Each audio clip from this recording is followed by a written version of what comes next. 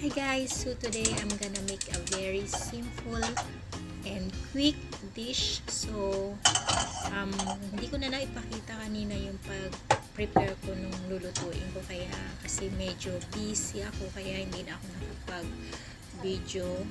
So ngayon na lang pagluluto ko. So ayan, nagpainit na ako ng mantika. Then isutin na natin yung ginger.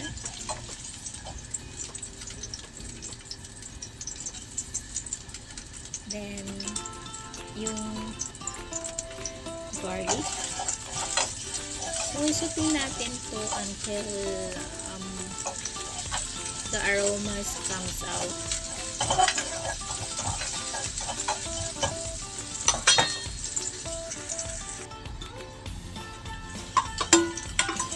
Then, lagyan na natin yung sliced tofu. So, be gentle sa pag-mix kasi para hindi siya madurog.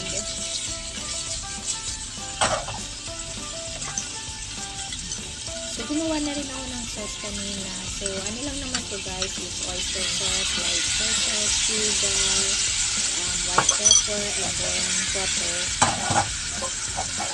So, isisimmer lang natin to for a few minutes until na mag-reduce yung sauce niya.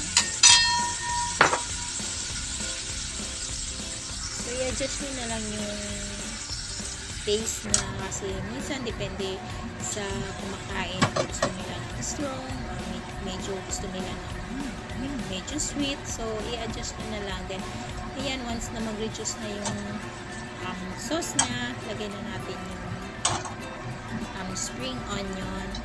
At saka maglalagay pala ako ng konting sesame oil.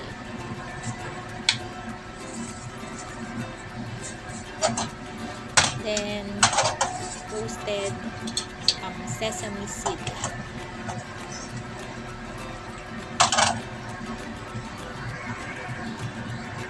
So, ayan guys, okay na siya. Ilalagay na natin siya sa serving plate. So, ganun lang kadali. Just 4 minutes, 5 minutes is makakapagluto na kayo ng napakadaling pang-ulam. Tsaka ito kasing tofu is favorite kasi ng plano ko, kaya kahit ang klaseng tofu. Then mag-a-add ako ng more sesame seed. Yung roasted sesame seed yung nilalagay ko dito. So ayan guys, okay na siya. Thank you for watching. God bless.